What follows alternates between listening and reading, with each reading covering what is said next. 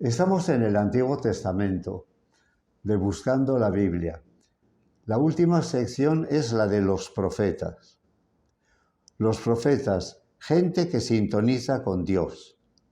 Para nosotros, Dios es un entrenador que no puede entrar al campo de fútbol, pero que nos aconseja desde fuera. Los cristianos creemos en un Dios que se comunica con nosotros. Normalmente se piensa que un profeta es alguien que anuncia el futuro.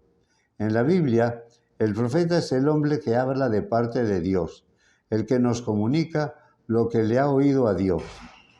No siempre es fácil esta comunicación. Por eso en la Biblia hay profetas verdaderos y profetas falsos. La forma de distinguirlos es ver si están de acuerdo con lo que la Biblia nos revela de Dios.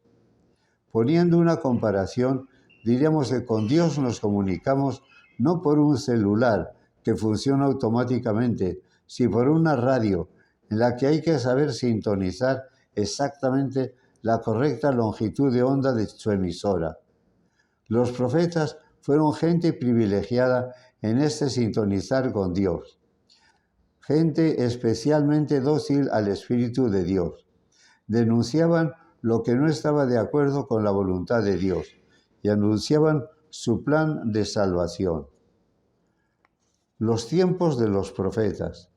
En el siglo X a.C. nos encontramos con el profeta Natán, que echa en cara al rey David su pecado de homicidio contra Urías. En el siglo IX a.C. tenemos los grandes profetas Elías y Eliseo. Elías se enfrenta al rey Ahab cuando el asesinato de Nabot trata de apoderarse de su viña. Fue un gran defensor de la fe en Yahvé frente a la penetración de la religión de Baal. Eliseo continuará la misión de Elías. En el siglo VIII a.C. aparecen los primeros profetas escritores. En el reino del norte, Amós, el profeta de la justicia, y Oseas, el profeta del amor de Dios. Y en el reino del sur, Miqueas, que presenta a Dios como pastor de su pueblo, e Isaías, el profeta de la esperanza. En el siglo VII a.C.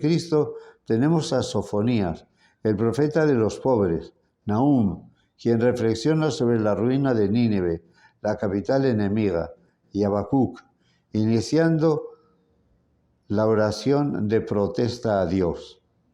En el paso del siglo VII al VI a.C. está Jeremías, llamado a ser profeta a pesar de sus debilidades.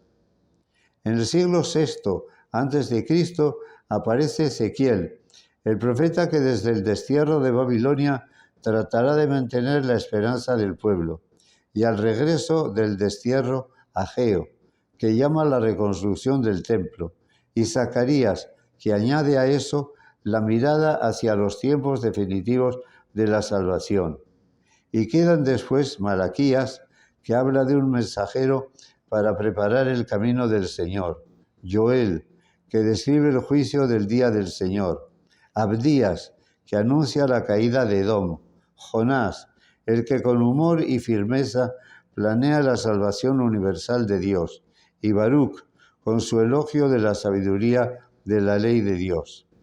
Y finalmente Daniel, el libro clandestino para infundir esperanza a las víctimas de la persecución seleucida del siglo II a.C. Hasta aquí, buscando en la Biblia.